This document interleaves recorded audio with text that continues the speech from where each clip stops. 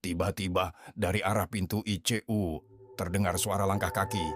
Tok, tok, tok. Pelan, teratur. Dika menoleh. Pintu yang tadi terkunci perlahan terbuka sendiri. Krik, cahaya dari lorong masuk dan seseorang berdiri di sana.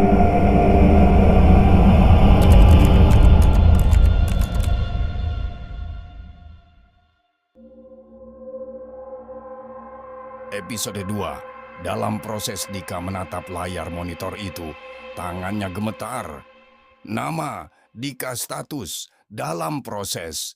Ini nggak mungkin. Dia mundur pelan, namun kakinya terasa berat, seperti ada yang menahan. Suara di sekelilingnya belum berhenti. Tangisan, bisikan, permintaan tolong. Tolong, jangan tinggalin kami. Kami belum selesai. Dika menutup telinganya. Tutup, tutup.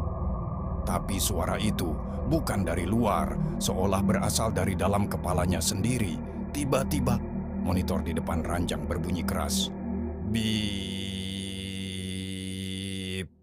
Garisnya mendatar.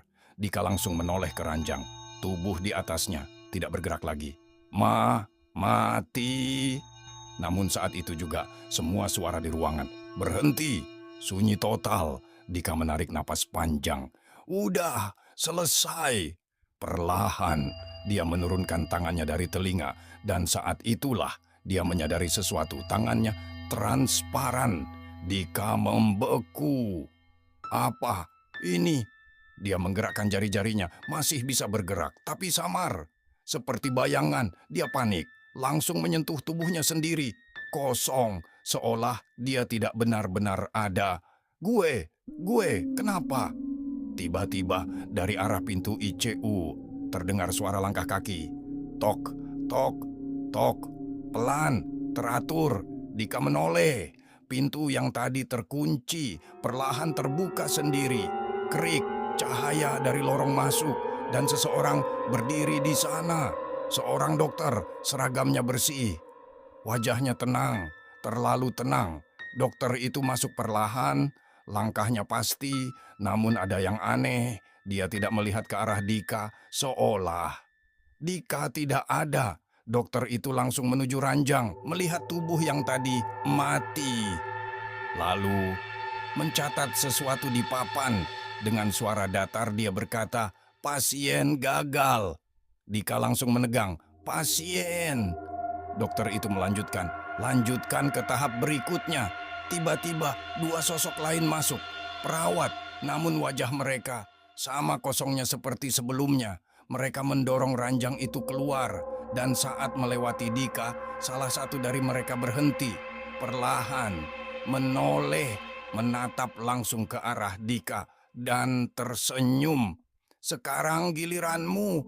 Dika mundur. "Enggak, gua bukan pasien, gua kerja di sini." Namun saat dia melihat ke arah monitor, tulisan berubah lagi. Status, siap dipindahkan. Jantung Dika terasa berhenti.